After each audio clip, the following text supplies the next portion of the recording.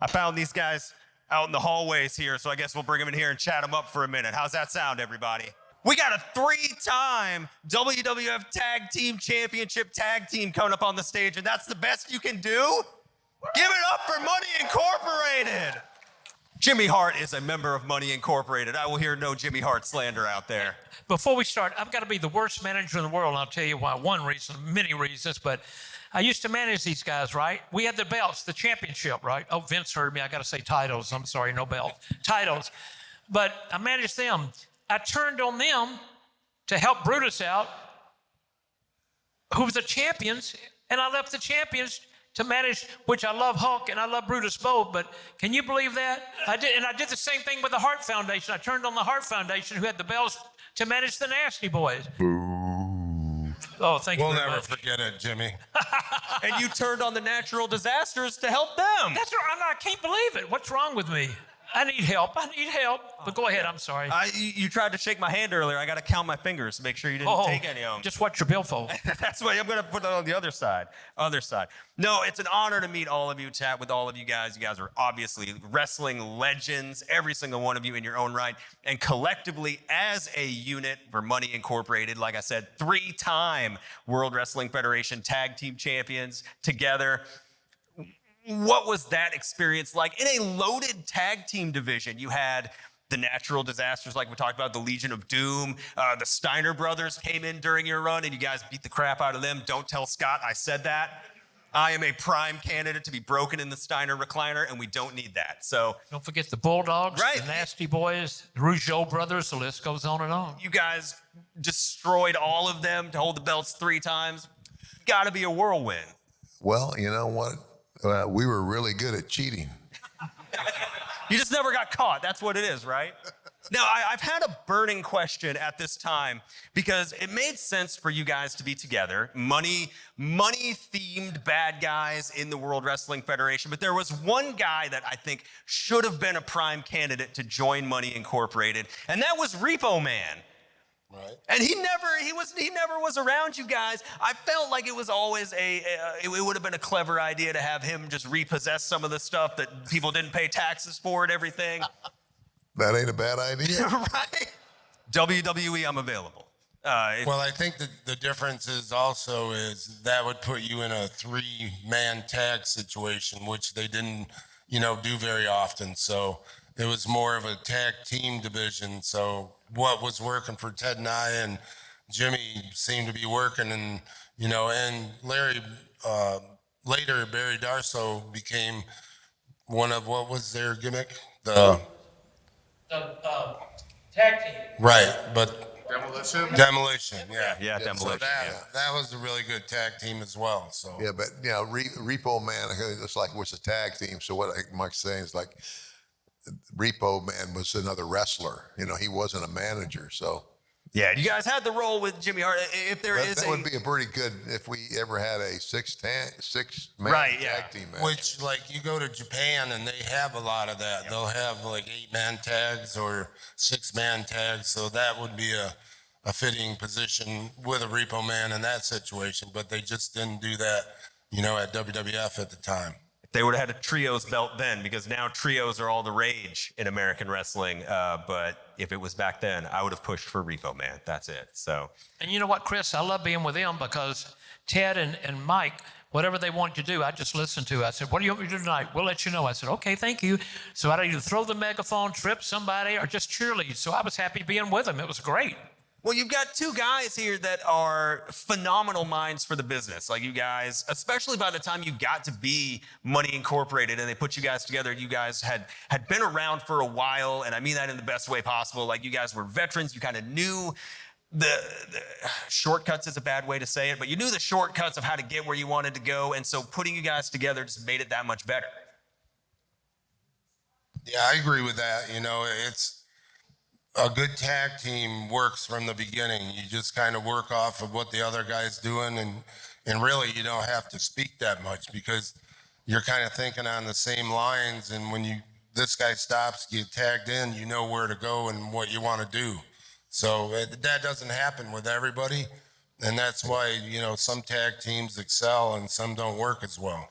And yeah, what Mike is saying is very true. It's a chemistry. It's different guys in like different eras of wrestling were taught in a certain manner and had like what is the psychology of professional wrestling? It's like, and the guys that gelled well together, I think, were the guys. I mean, I have a lot of fans come up and say, you guys that were, like the mid 90s, or the mid 80s to the mid 90s were the last great,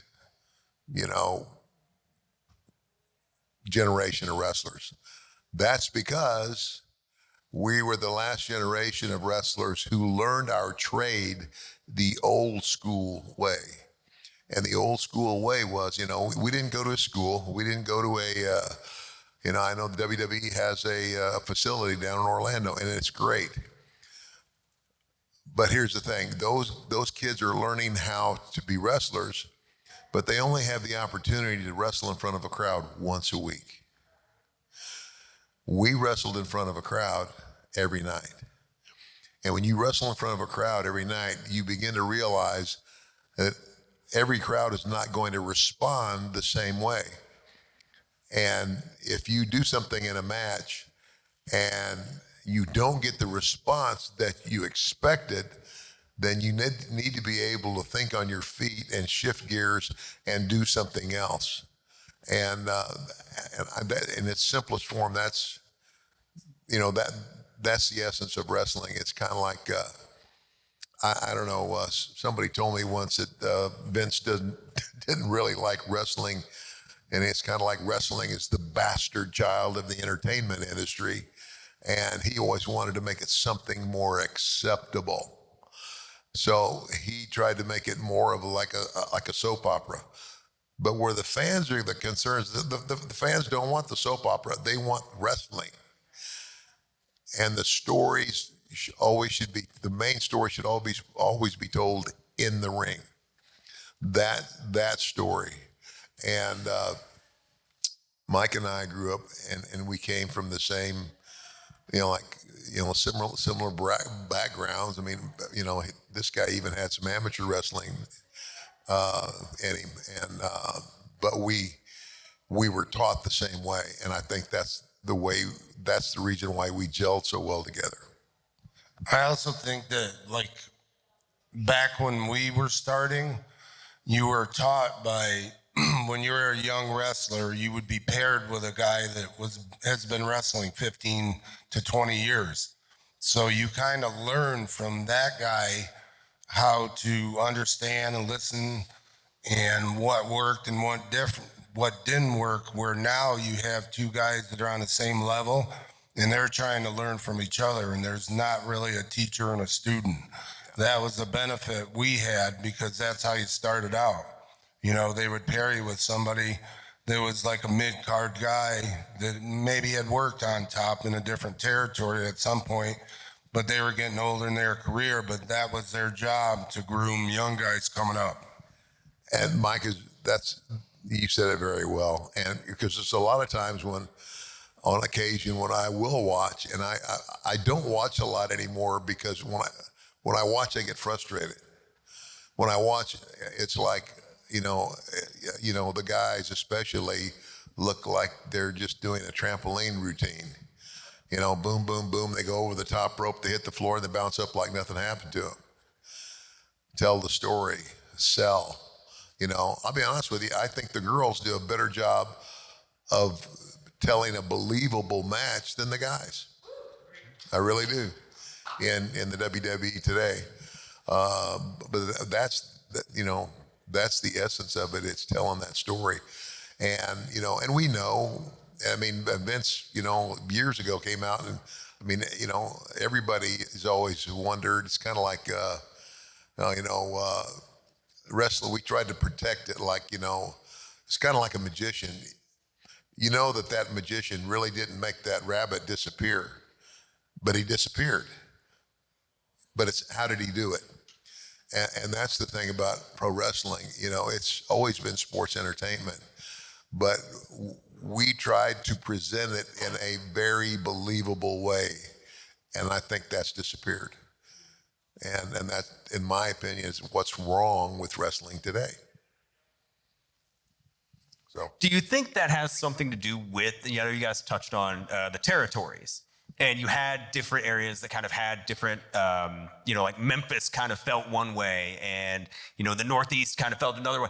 Do you think that's part of it? Do you think that, like, because it's all kind of one now versus different regions, or do you think it's something different? Well, I think, you know, Vince was forced to do that because what was happening in the wrestling business when he started doing really big houses and selling out everywhere, the athletic commissions were taking a big portion of the gate because you had to get physicals. They would check you before the matches, and they treated it like, you know, boxing as opposed to sports entertainment.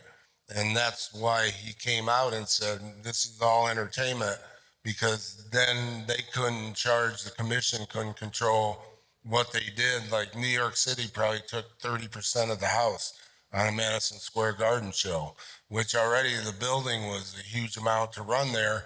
So it was like, it was more prestige than making money. And that's why Vince did what he did. You know something too, I learned so much from Memphis because being around the King, Jerry the King Lawler, I really, by being with him, watching him, he's the one that got me on this crazy world of wrestling, which I love it. But being with Terry Funk, I got to spend so much time with Terry Funk in Memphis before I managed him in New York. I learned his qualities and what he was doing.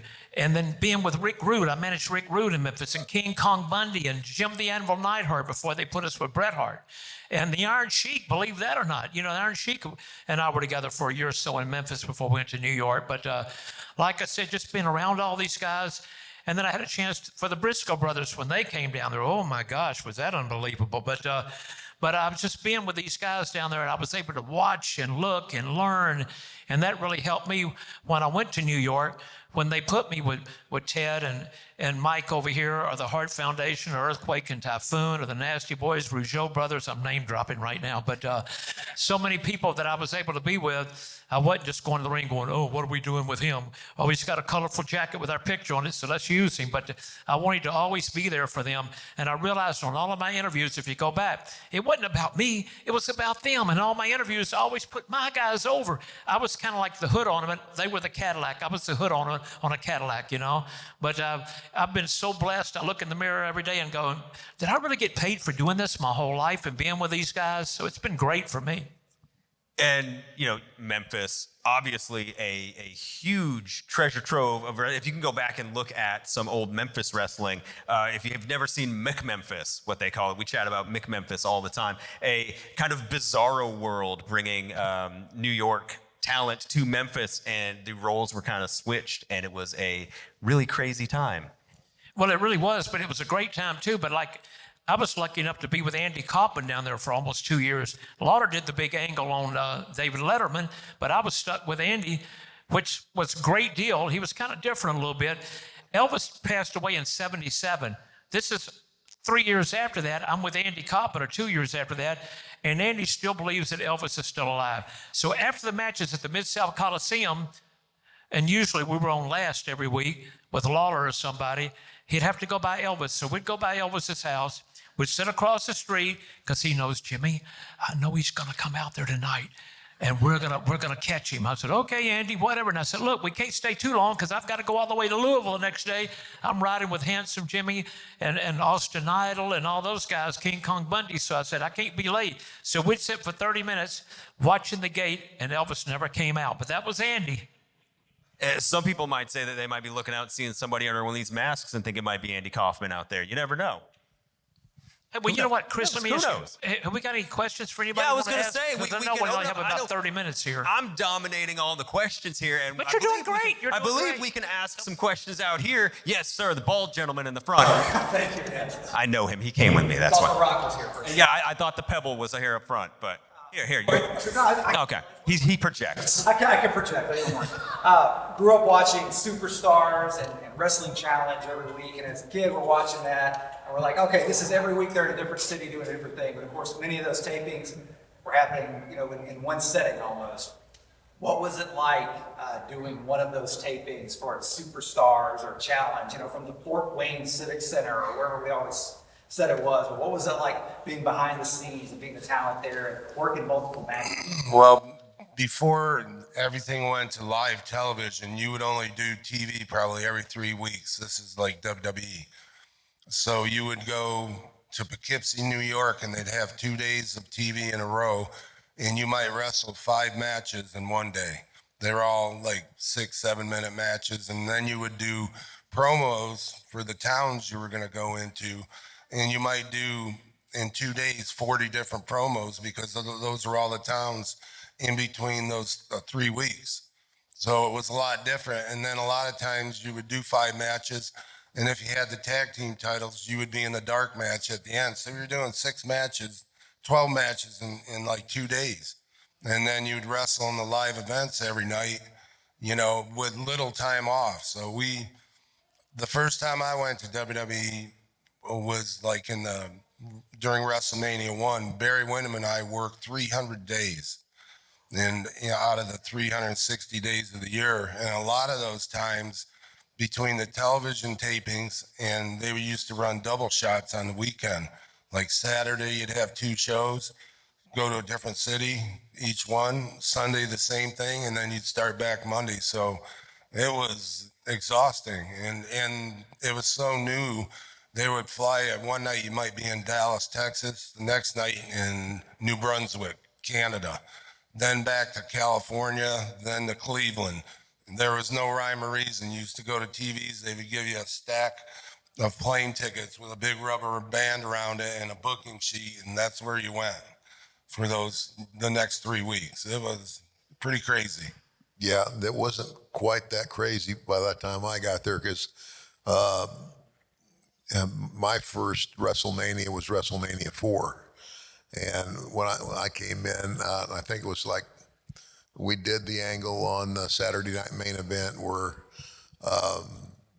I'm with Andre and I help Andre cheat to win, and he's declared the champion, and he sells me the title. $1 Million Man. I can buy everything, including the title. And Destroyed me. I was like, what is happening? and so then, of course, they come out and they say, well, you can't do that. And they said, well, we can't give it back to Andre because he won't take it. He's been paid off. And we can't give it back to Paul because he technically lost it. What do? We have a tournament to declare a new champion. And that's what WrestleMania 4 was. It was that tournament. And I ended up in the last match with Macho Man, and put him over as to be the new, I turned Macho Man from a heel to a baby face, from a bad guy to a good guy. And that's kind of how I started my run. But I mean, yeah, I never, Mike had told me about how crazy it was when they were doing that kind of running around. Over time, they started to fix it to get it more. And I think at one point, I can remember that we would go out for 3 straight weeks, 21 days, 21 cities. But they were a little more maybe like flying to Chicago and then, Chicago on Friday night, and then go up to Milwaukee on Saturday night, go to Green Bay on Sunday night, and then drive all the way back to Chicago and fly out. But, still you're going and going and going. I mean, there's so many times I woke up in a hotel room and I would forget, and I'd have to look at the nameplate on the phone like, oh yeah, I'm in Lake Charles or wherever we were. So it was pretty brutal. But then it changed again where it finally got to where we would do 10 days on the road and go home for 3. Then we'd go back out for just 4 days and go back home for 3. And then we'd do another 10 days. But any way you look at it, we were only off 6 days a month. And having a family, that's pretty hard to do. Also, during those 90 years leading up to like the mid 90s, they started going to Europe a lot. And because we were still doing the TV tapings, like now WWE goes to a bunch of different places, but every year they do like a 2-week tour in Europe. So you go to everywhere over there, Paris, to Italy, to, pretty much everywhere, England. So you would do 3-week tours over in Europe because you didn't have to go back and do the TV like live every week. So we would do 3-week tours, and I think during those years I remember doing, it was like I think 18 3-week tours in a 3-year period because Europe was hot. They would piggyback. You'd go to London and do a show, you'd leave, and the next crew would come in the night after that and do another sellout crowd in England, and then they would piggyback the shows for those 3 weeks, going all over the place. So, Scotland, everywhere over there. Now it's a lot different because of the live television. Like WWE will do 2-week tours, but they'll have a live TV in between that for Raw and SmackDown in Europe, like say at London, because it's a big market. So, and then you come back after those 2 weeks and then you're back on the road with your regular schedule. So, but you go to Australia, you go to, just pretty much everywhere. If they have a TV there, you might be going there, so.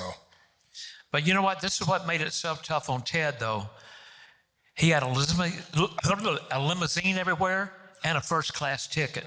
So I feel bad for him. But I was on the first WrestleMania, and we didn't even have catering back then. So it was we pretty were tough. fighting for coffee. That's right. But it's been a great run, man. WWE still the biggest company in the world as far as I'm concerned, and they've been great. And I'm just happy to be sitting with these guys up here and being part of that for all these years. And all of us have a Hall of Fame ring, which is great. Thank you. All right, who's got another question? Yes, right here. What's it like to win a title? Oh, what's it like to win a title? Better than losing one. No, it's exciting. It's a lot of fun.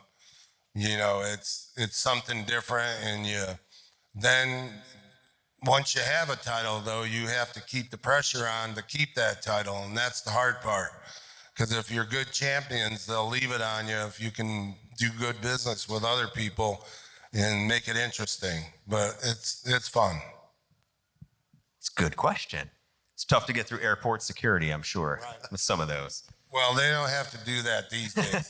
They have different titles that the crew carries. Back in our day, you definitely had to carry that everywhere you went. People ask me about the $1 million belt all the time. Now, the one that I've had on the table out there, it's a replica belt. But the original $1 million belt, its estimated value was $40,000. All of the stones in the face of the belt are what they call cubic zirconium. Means it's almost a diamond. And they were like, every little one was like $50 a piece. So there's 700 of them. Well, 70 times, what 35 is, a lot. Yeah. A lot of money. Yeah, 35. Yeah, so I don't know what it would be worth today. And no, I don't have the original $1 million belt. That is the property of the WWE, and Vince McMahon owns it. And the last time it was actually on TV is when I, back about a year ago, I did a little run with the NXT gang down in Orlando, and it's surfacing in. But I get a lot of questions about the belt, and then I had to, again, every time we would go to a foreign country, I had to carry a declaration page, because when Customs saw that belt, I had to have something that its declared value, was $40,000. Yeah, because you couldn't carry anything over $10,000, right? Yeah. That's where the I.R.S. came in. That's right. Yeah. Hey, I pay my taxes. Yeah. All right, anybody else got a question? Yes, right here. So y'all talked a little bit about the territory back in those days. If you can tell, like, what territories you kind of got started in, what you learned from the territory ages, and how that helped your career. Yeah, what territories he started in, kind of what you learned from him, all that. Well, the territory that I started in was called Mid-South. Actually, there was two Mid-South territories. One was Memphis based, and the other one was Bill Watts and Oklahoma based. And Bill Watts was all of Oklahoma, Arkansas, Louisiana, and Mississippi. It was huge. And that's where I started. And, because I look back and I realize how fortunate I was to start for Bill Watts in that territory because of the amount of talent he brought through there that I had the opportunity to be exposed to help train me. The other thing, though, is I grew up in the wrestling business. My dad was a professional wrestler. My dad was also a national amateur wrestling champion out of Nebraska. So, I've known about and have loved wrestling all my life. It's kind of like I signed a scholarship to play football at the University of Arizona.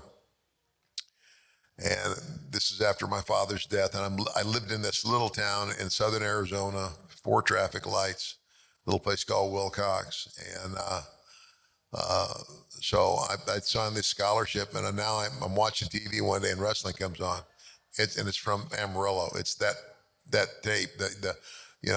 My dad and the Funks had a great relationship. Anyway, so they're coming to Tucson. I go to Tucson to visit them. Terry Funk talks me into taking a recruiting trip to West Texas State, and I changed. I went to West Texas State over Arizona. Arizona is a much bigger college. So why did you do that, Ted? Well, everybody thinks I did it to play football, but the real reason I did it is I wasn't thinking about football. I was thinking about what I was going to do after football, and it put me back, in a very close relationship with the Funk family, and they're the ones that basically helped me break into the business. And but Cowboy Bill Watts, who ran his Mid-South out of Oklahoma, also was a great promoter. And I look back and I look at the people that I was exposed to. Dick Murdoch, a guy named Killer Carl Cox, and I could list a bunch of guys that I had the fortune to wrestle with who helped train me, and that's, you learn it as you do it. That's the old school way.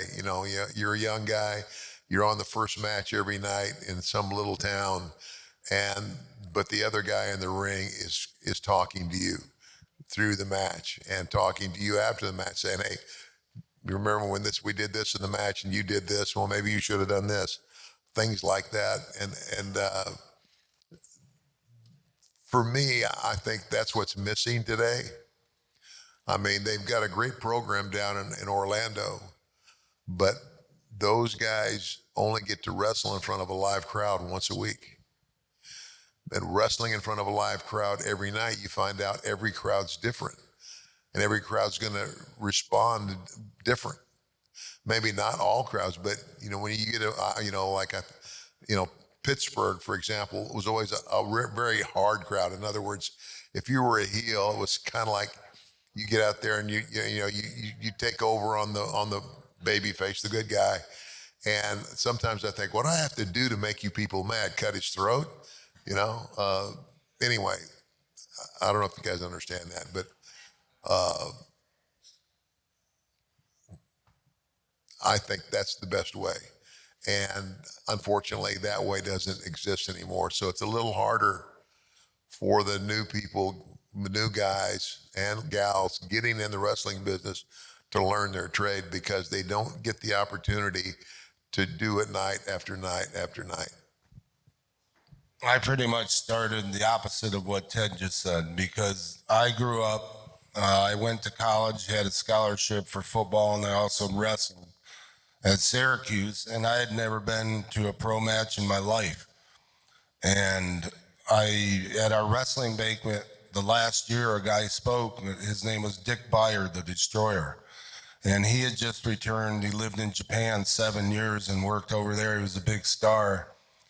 And he asked me if I was interested in getting into pro wrestling. And I said, I don't know anything about it. I said, can you make money? And he goes, I do okay, kid. So he told me to call him. When I graduated, I did. Went back and forth he had just moved back to Buffalo, and he bought 3 farmhouses. And he had me moving furniture from one farmhouse to the next farmhouse over that 3-month period in the summer. So finally I go, Dick, I got to get going or go try to find a job. And he goes, okay, I'm going to Germany. I'm going to take you with me. He did. He bought me a ticket. We practiced in the ring in the morning for 2 weeks, and he had the promoter from Germany come down. We had a practice match, and the promoter agreed to keep me for the rest of the tour, which was 4 months. So Dick went home the next day after I had a match with them, and he was booked to come back at the end of the 4 months in their big show. So I basically started, didn't know anybody in the business. Dick Murdoch was there, Brad Rangans, and a couple other American guys. But that's how I started. I just wrestled every night. And then when I came back to the States, I ended up going to Charlotte, North Carolina, which Wahoo McDaniel took over as the boss. He would book the matches. He liked me because I was an amateur athlete, so he kept me off TV for like 3 months, and I wrestled every night in the live events. So after that 3-month period, he put me in a little angle with Bad Leroy Brown, where I kept challenging him. And finally, I wrestled him on TV like 5 times, and I said, well, if I can't beat you this time, I won't challenge you again, because he had a TV title or whatever he had. So I ended up beating him in a big show, and it helped me out a lot, with the story, with the people. That territory had the Briscoe brothers, Wahoo McDaniel, Bob Orton Jr., Roddy Piper, Ric Flair, Don Morocco. So I was getting groomed by Hall of Famers. Yeah. So, and that's how I started. And then I went to Florida with Barry Windham in the territory days. Dusty put Barry and I together, and we ended up going to WWE off of that and just kept going, So everybody has a little different path. So I mean, it was a different path, but you hear what he said. All those names that he named were all really good, seasoned pros that he had the opportunity to be exposed to and get in the ring with, and that's how you learn. And I started in Memphis, Tennessee, of course. I'm sure half people here know about it. But when I got in, I went to high school with Jerry the King Lawler. I went into music. He went into wrestling. So I was on this tour with Dick Clark. Back then, it was bus tours back then. Dick Clark signed us up with the Gentrys. We had a $1 million record called Keep On Dancing, did all these tours. We did, probably don't know half the places I'm naming, right? We did Hullabaloo, Shindig, Where the Action Is, American Bandstand. And so we did all the tours with the Beach Boys and everything, and Steppenwolf and the Grassroots and all the groups back in that, Chuck Berry, back in that era. So one time we came home after a couple of years. We were back at home off and on, but Jerry called me one day and said, can you help me with a wrestling album? And I said, I'd love to. So we became really good friends, kind of better then than we were in high school. And then all of a sudden he said, would you help us doing promotion and doing TV, because you're going a certain length of time, but man, this will be more lucrative if you can do this. But I love wrestling anyhow, because when we were on tour back in the day with Dick Clark, whatever city I went to, if we were in Atlanta, I'd watch Dusty Rhodes. I'd watch the TV in the morning. And if we were in Texas, it'd be either Von Erichs or Terry and Dory Funk, And of course, in Carolina, it was Ric Flair. So I'd always loved it anyhow. So it was like a dream come true for me. So I was kind of doing the music and double dipping and doing the promotion with Lawler and them. So the next thing I know, he asked me to shoot an angle with him, and I did. So the next thing you know, I'm on Memphis TV.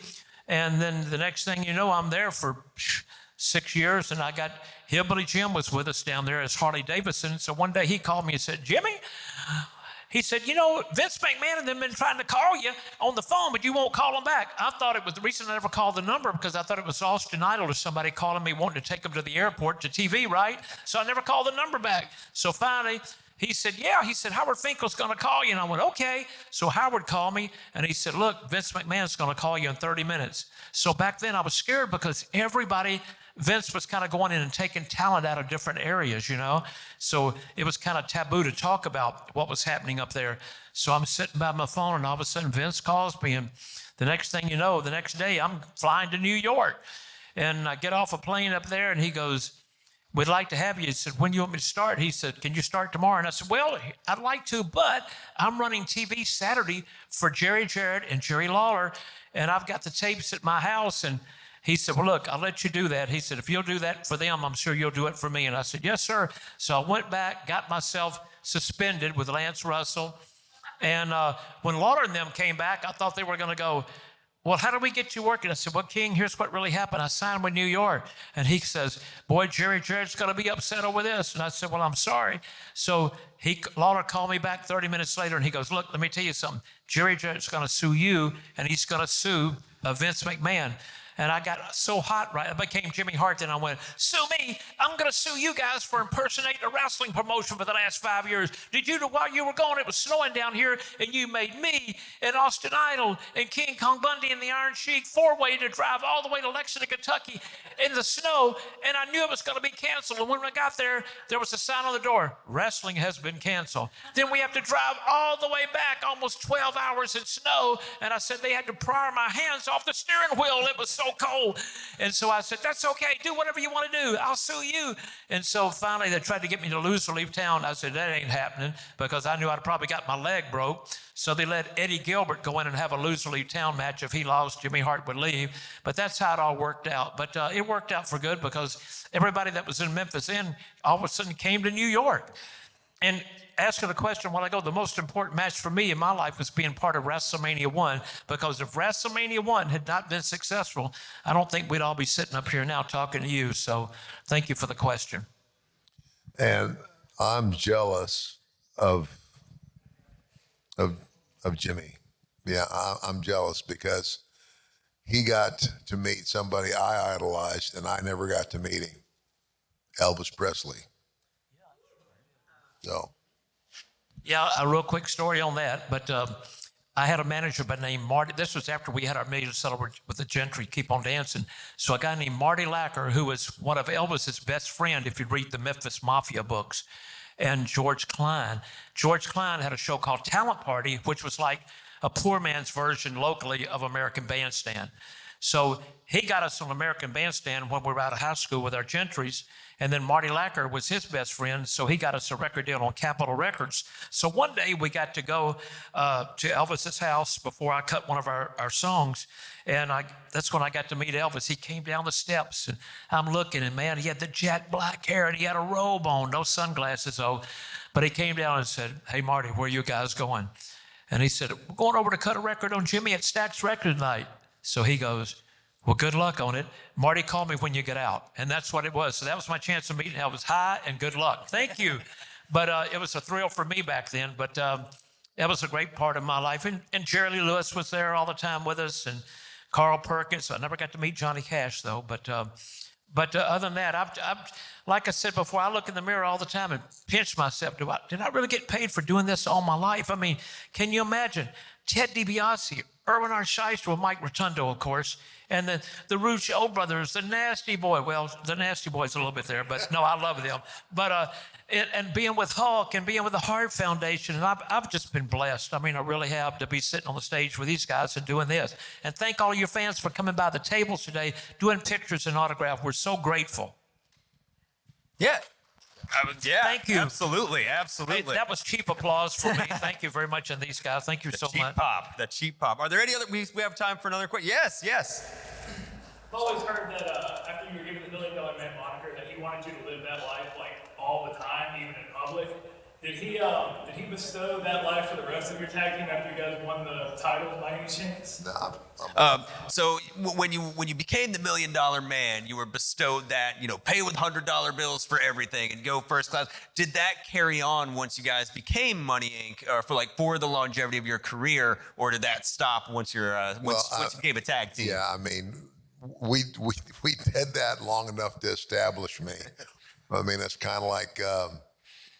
Like when Vince laid it out for me, he says, you're gonna travel everywhere first class.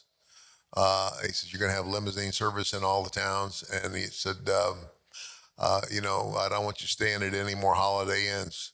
It's, the Hilton, Hyatt, and the Marriott, he says, I'm going to make you, probably one of the hottest, most hated villains we've ever had. I said, yeah, with the crowd and probably the rest of the dressing room. But in reality, that didn't happen because all the guys thought, it was like, if I'd have got that opportunity, I'd have taken it too. But yes, for a while we did that. But then it was back.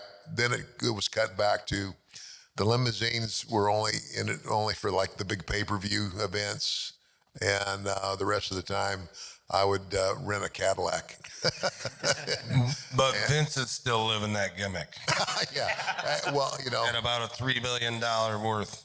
if Vince McMahon could have been a character in his own show, he'd have been the $1 Million Man. The concept for the character was Vince's personal idea.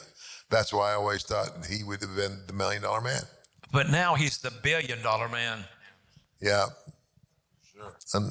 Yep. Tough life, right? Tough life being the $1 billion man. No, I have to say this about Vince, though.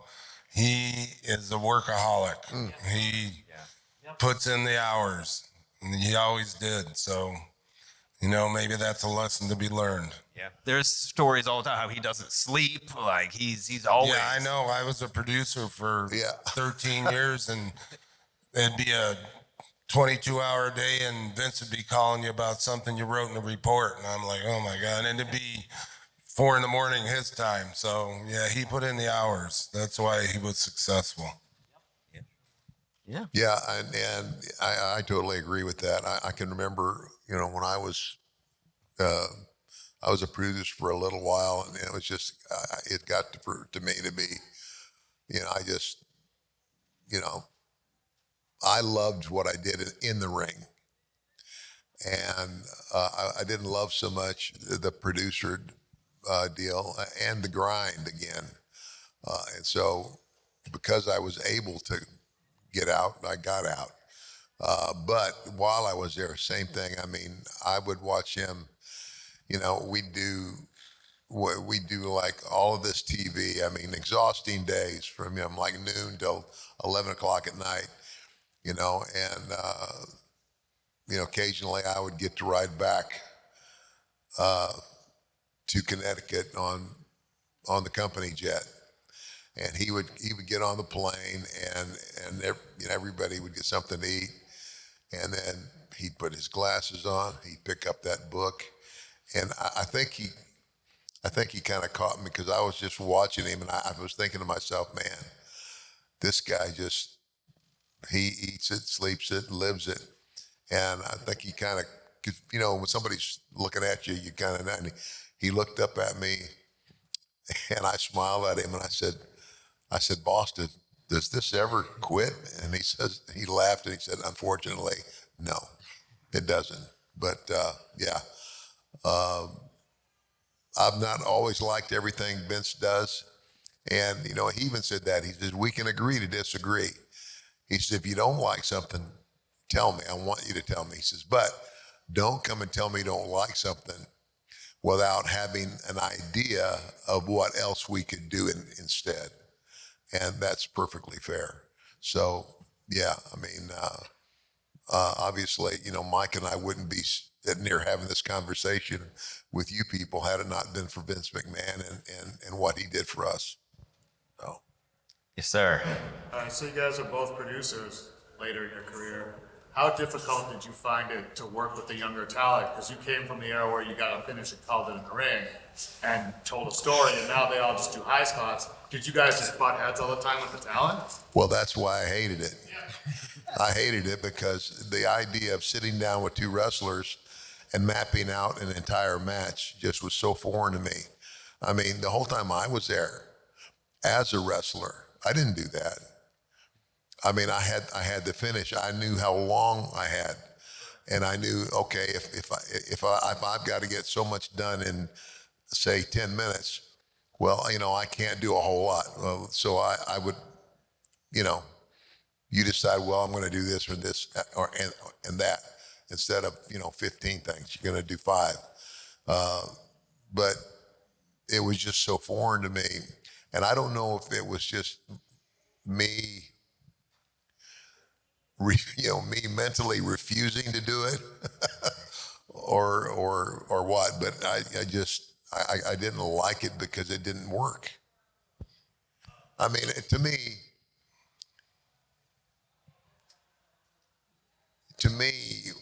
doing it the old school way looks a lot realer as opposed to staged.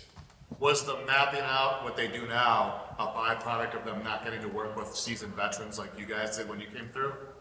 Probably it could be, it just the territories weren't available anymore. So that was the only place you could go to train every day and get paid for it, basically. It wasn't so much butting heads because a lot of the guys are pretty sharp.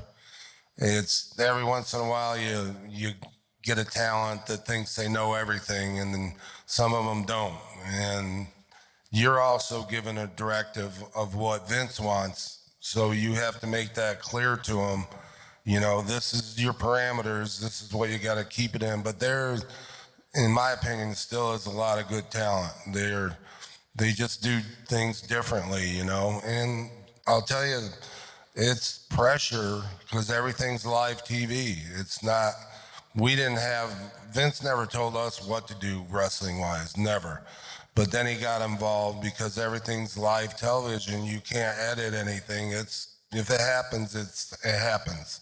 So I have to say that the talent, it's much more stressful than in our era than it is now because of everything being live like that. So, and it's an adjustment you have to learn. But the way I looked at it, I always treated guys the way I would have wanted to be treated. So that if you earn that respect from them, then they're willing to work with you, and you tell them the reason you can't do this, and most of them are, like I said, pretty sharp, and they understand that. All right. Yes, sir. Magnificent beard. Yes. So when you're a champion, does it give any sort of perks to, actually being a champion? Does it mean like any bonus money, or does it just mean you get to work more dates? And especially the difference between, say, the territory days when you guys were in WWF and maybe versus today. So, does it mean anything to be a champion? Well, I think if you're a champion like in our era, you're in a different pay slot. Say you have a title for a year, you're going to get paid more, because you're in that position. But your job is to make other talent mean something on the roster, and that's what they'll do is put you in that position because you can take care of yourself and build somebody else at the same time. And now it's structured a lot different, like WWE has obviously a real higher echelon that their main talent's in, and it's kind of like slots you're in. So, but probably more so, yeah, you're going to make a little more money if you're, in that role. Fantastic, thank you. All right, I think we got time for one more question. Does anybody? Yes. What's your favorite title? What's your favorite title? You can cheat and say the one that you won, if you want. That's the easy answer. Yeah, I had a lot of different tag team partners, so I guess, being tag team champion I almost became a intercontinental champion once, but that didn't happen, so. But, I enjoyed a lot of different tag team partners, like with Rick Steiner, with Ted, when we did the Varsity Club, and then Ted and I, Money Inc., and Barry Windham, who was my brother-in-law. So I married his sister, so I got along pretty well with him. So just in my estimation, my tag team titles. And of course, I liked the tag teams. I mean, I didn't do a whole lot of tag teaming. I probably did more tag teaming with Mike than anybody, and I enjoyed our run together for sure. But of course, the only other belt that I absolutely idolize, it's called the $1 Million Belt that I created myself. When you don't have another And title that you like. It's kind of like, and that was part of the deal. That for the WrestleMania thing, it's like you didn't really win, you bought it, and da da da da da. So I said, you know what, you can keep your title. I'll just create my own. And mine was not a title, but I won the $50,000 Battle Royal in Madison Square Garden, and I still hadn't got my check from it. So that's a true story. I can't believe that. But hey, look, thank you guys for coming out. You did a great job. No, thank you so very much. But thank y'all so much. Thank you, everybody. We really appreciate y'all very much. I know it's late. Thank you. But before you go, just remember, everybody's got a price for the $1 Million Man. Money. Thank you guys. Thank y'all.